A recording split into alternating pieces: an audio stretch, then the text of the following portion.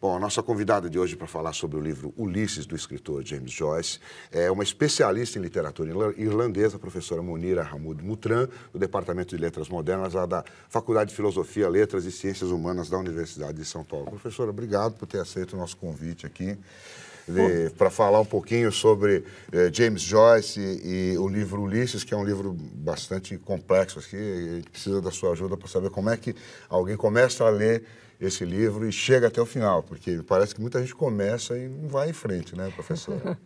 Esse livro é mais discutido do que lido. Do que lido, é mais falado do que lido, né? Fala-se muito nele.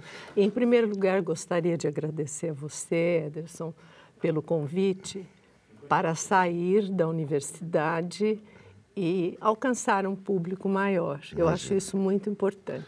Então, professora, vamos lá. Antes de falar um pouquinho sobre o Ulisses, eu queria que a senhora dissesse alguma coisa sobre o James Joyce. Eu acho que é importante as pessoas saberem quem ele era, o que ele fez, o que ele foi, para poder entender, para poder mergulhar nessa tarefa aqui. É importante, principalmente porque dois dos romances dele e um livro de contos são autobiográficos. Tá. Então, a vida dele se torna bastante importante.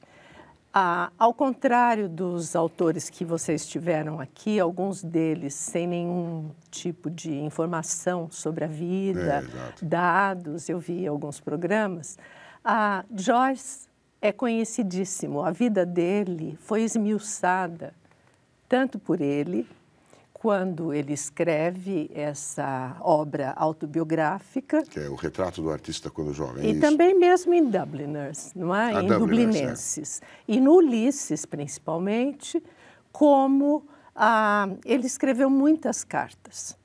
Milhares de cartas para amigos, inimigos, parentes. Um mundo de cartas para Nora, para a filha Lucia. Sim. Então, essas cartas estão como documentos, não é? Mas os amigos de Joyce, as pessoas que o conheceram, também falaram um pouco sobre a experiência de alguns eventos, algum encontro. Por exemplo, o irmão de Joyce, Stanislaus Joyce, tem uma autobiografia que foi até elogiada pelo Eliot. Ele conta a infância e a adolescência dele, do irmão, a vida em família, nessa autobiografia chamada O Cuidador de Meu Irmão. Sim. Mas as biografias, o número de biografias é enorme. Tá. A melhor delas é a de Richard Ellman, que tem valor documental e também literário, só que tem 700 páginas. Sim. Então, essas 700 páginas mostram como a gente conhece da vida do Joyce. Foi uma vida muito trágica, cheia de pobreza, de mesmo miséria, e muitas doenças, tanto do Joyce quanto da filha, que teve que ser internada no sanatório em 1932, 33. Então, resumindo, a vida do Joyce é o seguinte: ele nasceu em Dublin, e Dublin é chave para a obra dele. Ele nasceu em Dublin em 2 de fevereiro de 1882. E ele pertencia a uma família de classe média alta. A gente vê no retrato, por exemplo, aquele jantar de Natal, como eles tinham coisas bonitas, o jantar é muito bonito. E foi enviado para uma escola muito boa de jesuítas. Isso marcou muito a vida do Joyce. Sim. Mas depois a família empobreceu cada vez mais, foi obrigado a vender as coisas, mudar de casa sempre. E ele estudou, então, em outra escola jesuíta, mas aí com bolsa, e depois em University College Dublin, onde ele fez humanidades. Tá, e aí ele entrou nesse universo da literatura. E aí aconteceu uma coisa. Em 1903, ele tentou se livrar do que ele chama de redes que o aprisionavam, que eram a família, a Irlanda com todos aqueles conflitos, aquele contexto toda, né? político e Religioso, econômico, social, religioso, e também da religião, porque ele tinha uma atitude ambígua em relação à religião. Como ele estudou com os jesuítas, ele admirava muito os jesuítas. E ele chegou até a pensar em ser padre, depois rejeitou a religião, não é? Então, em 1903, ele saiu da Irlanda para o continente. Naquele tempo se falava em ir para a Europa. Certo. E ficou algum tempo em Paris, tentou fazer um curso de medicina, parou porque a mãe ficou doente e ele voltou à Irlanda em 1904. Saiu em 1903, voltou em 1904, é isso? Ficou um ano. Agora, o fato da mãe doente com câncer e a recusa dele de se ajoelhar para rezar pela alma da mãe, que a mãe pediu, os parentes pediram e ele se recusou, vai ser um tema desenvolvido no retrato, mas principalmente na primeira parte do Ulisses. É o tema do remorso, né? Porque no retrato ele é um rapaz muito arrogante e revoltado, e a recusa dele, o Joyce já está explorando o mito de Lúcifer. Ele é Lúcifer, ele fala sempre, non serviam, não servirei, nem a família, nem a pátria, nem a igreja. A igreja. Mas isso fica na cabeça dele. Então, um dos temas no início, na Telemaquia, que é a história de Telêmaco em busca do pai, Stephen Telêmaco, é o remorso. E que aparece depois num episódio de Night Então, Town. isso fica marcado na vida dele, essa Fica. história. O fato dele recusar, ele recusa, mas não recusa. Recusa, mas aquilo marca. No bordel aparece a mãe morta, porque na no cena trecho do Ulisses, bordel, do bordel Ulisses. é surrealista. Como você sabe, cada episódio é contado em um estilo diferente. Então, mas antes a gente entrar no... Vamos terminar a falar do Ulisses. Aí ele sai, volta, a mãe morre e ele... E ele conhece Nora. Nora é a mulher da Barnacle. vida dele. É, a mulher da vida dele. E eles marcam o encontro para o dia 16 de junho de 1904. Certo.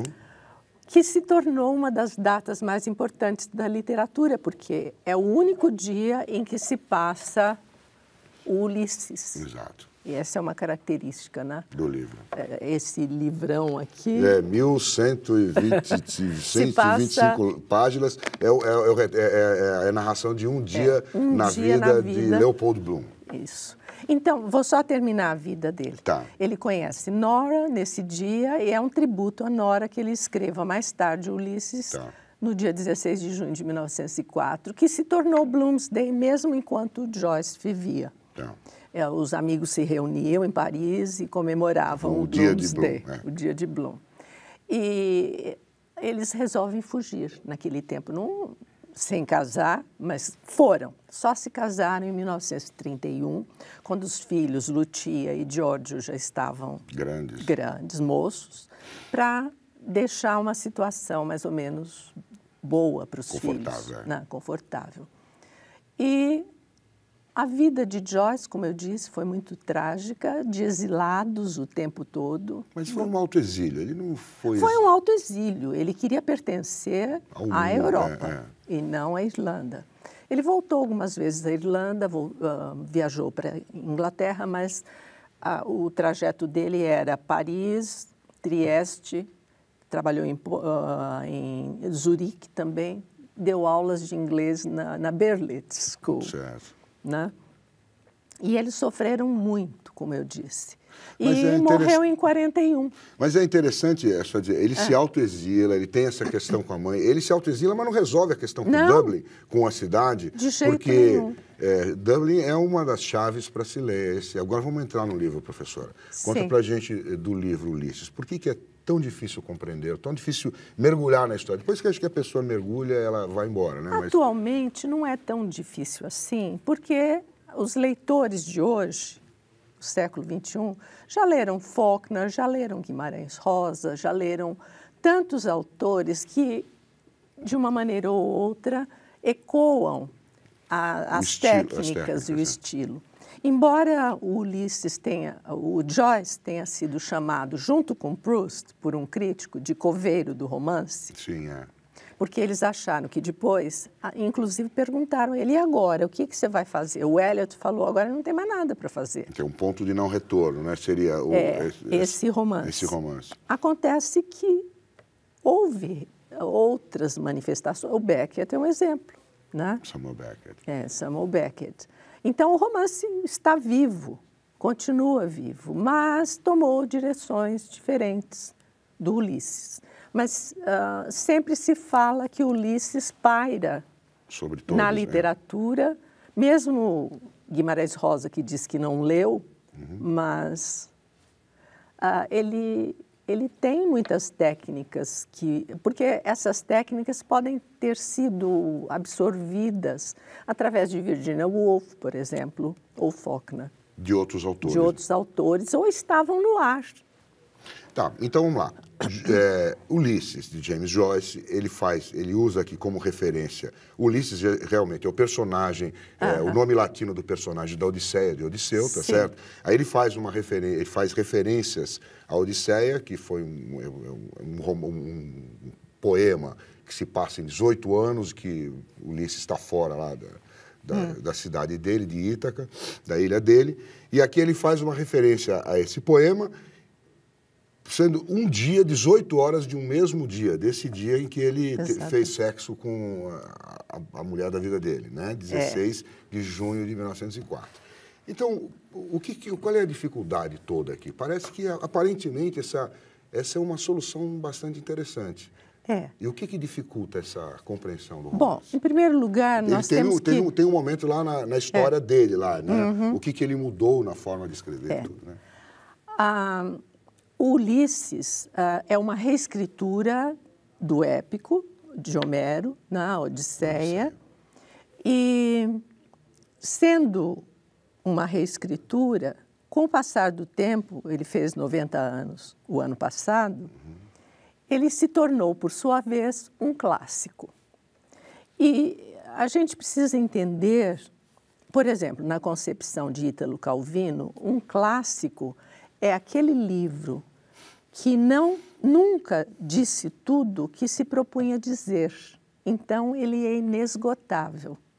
Então, ele é inesgotável no sentido de várias gerações lerem esse livro de pontos de vista diferentes e descobrindo coisas diferentes, não é? Então, é uma coisa que não termina. O Joyce, por exemplo, falou a respeito do que ele escreveu depois, o Finnegan's Wake, em episódios, que foi publicado em 1939, que era um trabalho em andamento, uma obra em andamento, ou work in progress.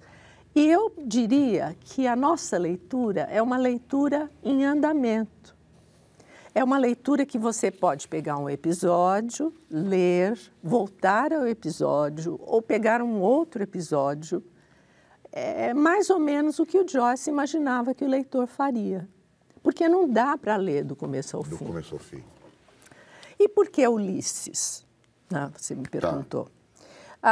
É interessante, o Ellman relata uma conversa do Joyce com um amigo, Budgeon, e o amigo pergunta, por que não Cristo? E ele diz, ele era muito cheio de humor, né? Tinha senso de humor, Cristo não se casou e nem viveu com mulher, que é a coisa mais difícil do mundo. Aí o amigo pergunta, e por que não Fausto?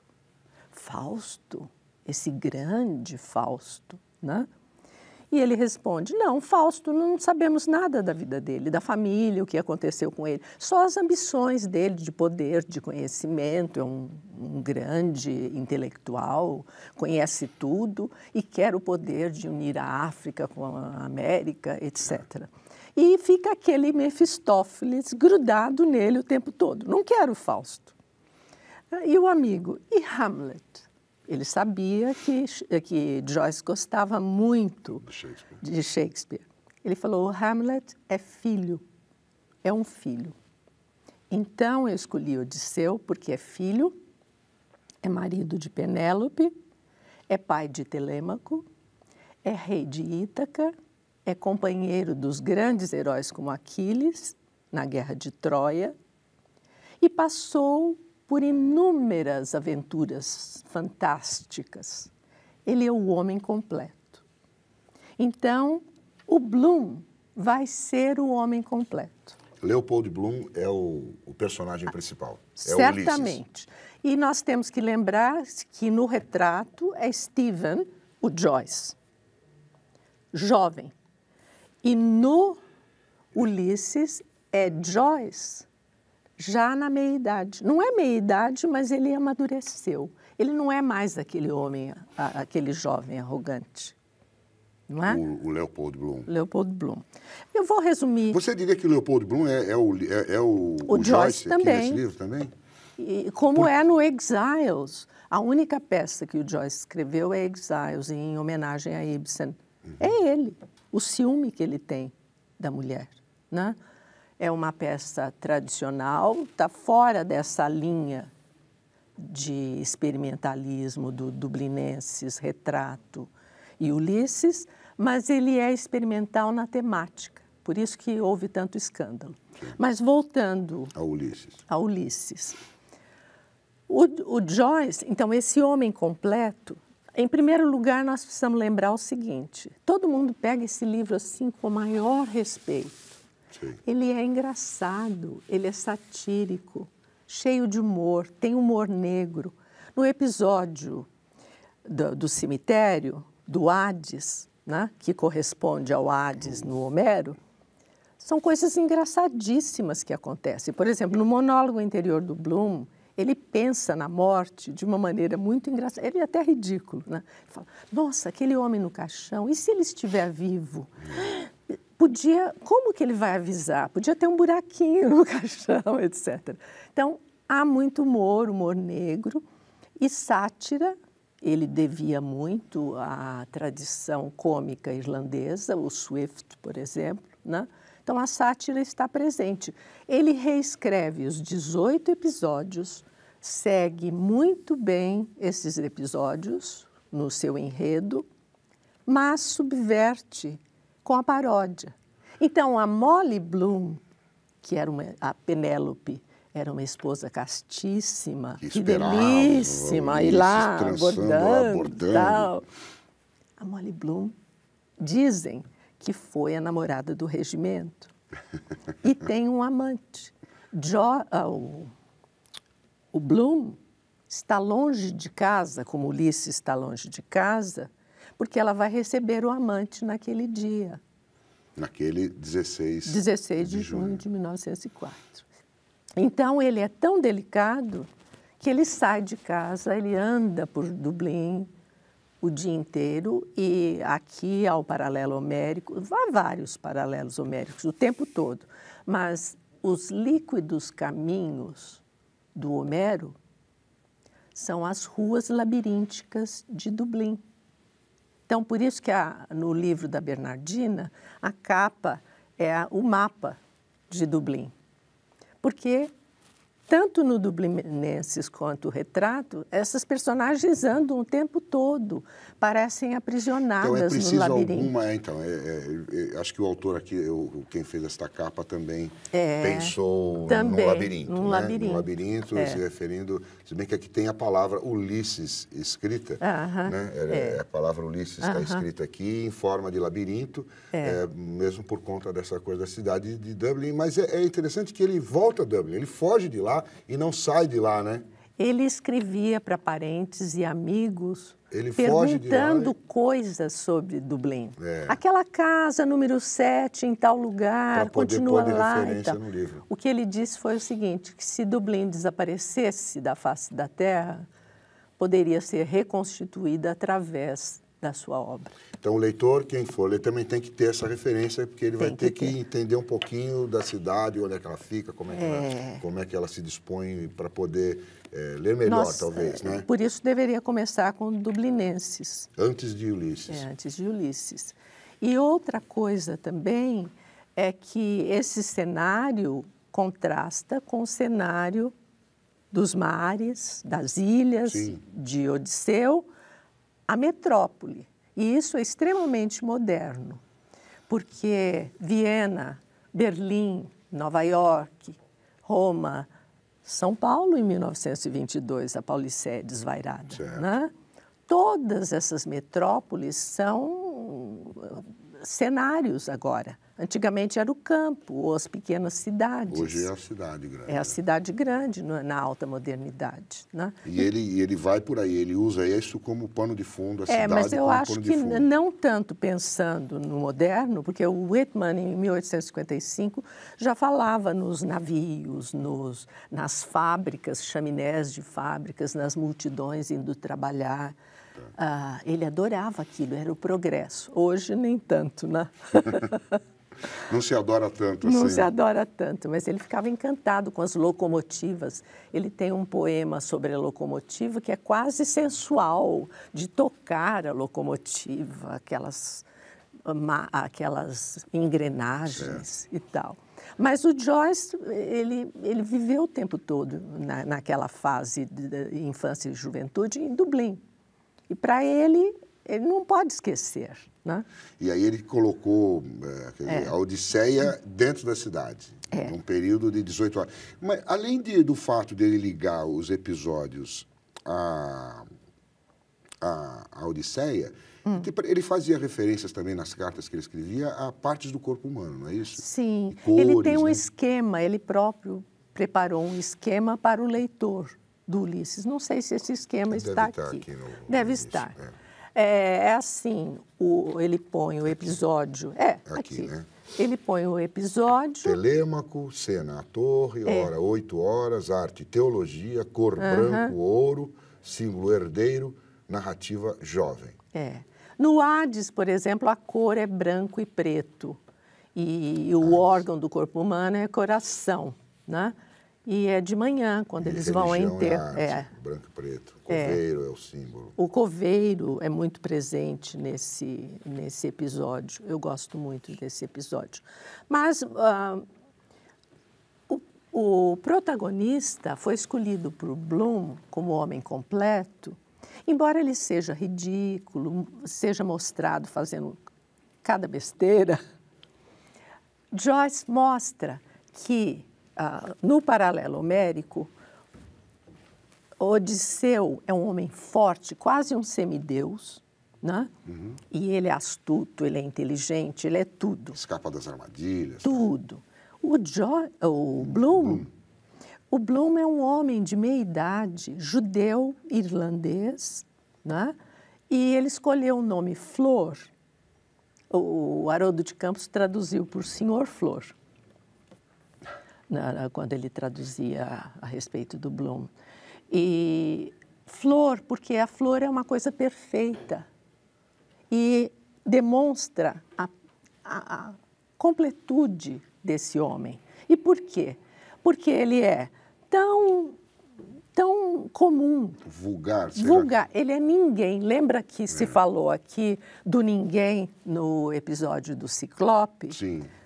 Quando o Ciclope responde, não, ninguém está me atacando, então ninguém ajuda. Que Ulisses se identifica como ninguém, né? Ninguém, mas depois, quando ele está no barco, ele diz, eu sou filho de Laertes, Odisseu, etc., porque ele queria mostrar a identidade dele. E o Bloom faz a mesma coisa. Mas o Bloom é o homem comum, o homem das margens, da pequena história. Ele não pertence à grande história que o Odisseu pertence à Guerra de Troia. É uma coisa importante na história mundial. Então, ele é uma pessoa comum, pequena, mas diferente de algumas literaturas de língua inglesa, como o Eliot mostra o mundo pós-guerra de uma maneira horrível, na Terra Gasta, ou outros autores, sempre com, mais tarde, o Beckett, com uma maneira negativa de ver o mundo. E o Joyce, embora não seja otimista, mas ele vê o Bloom positivamente. Ele é um homem que abraçou os valores humanos. Então, ele não tem força física, mas ele tem força moral. Bom, professor, além de todas essas questões, quer dizer, que o leitor tem que estar, né, quem for encarar essa tarefa, né, ele tem que saber também que o Joyce criava palavras na língua inglesa e que também deu uma complicada na vida do tradutor, que trouxe para a língua, para o português, né? Além de inventar palavras, enfim, ele usava a cada capítulo um estilo. Um estilo. Não é isso? Século XVI, um estilo, a música, por exemplo, As Sereias, é baseado numa fuga. Então, começa com sons que você não entende o que são aqueles sons. Existe o início da fuga e depois ele vai desenvolvendo cada parte, né? Então, exatamente pelo som, As Sereias, o episódio do Ulisses, que tem que pôr cera no ouvido para não ser tentado, né? E aquilo tudo se desenvolve e aquele episódio é muito triste, porque Bloom está ali almoçando e chega o amante de Molly, antes de ir para a casa dele, para flertar com as duas sereias. E as sereias não são só aquelas duas garçonetes, mas existe um cartaz que a gente vê das sereias.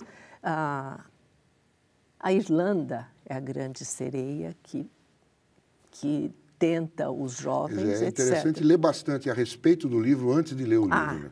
Não, eu acho, meu conselho seria, porque Dublinenses, Retrato e Ulisses são um todo, porque há continuidades de personagens, de temas e de método, o método. Então, se as pessoas lerem primeiro os dublinenses, na ordem que eles vêm, eles vão aprender o método mítico, por exemplo, né?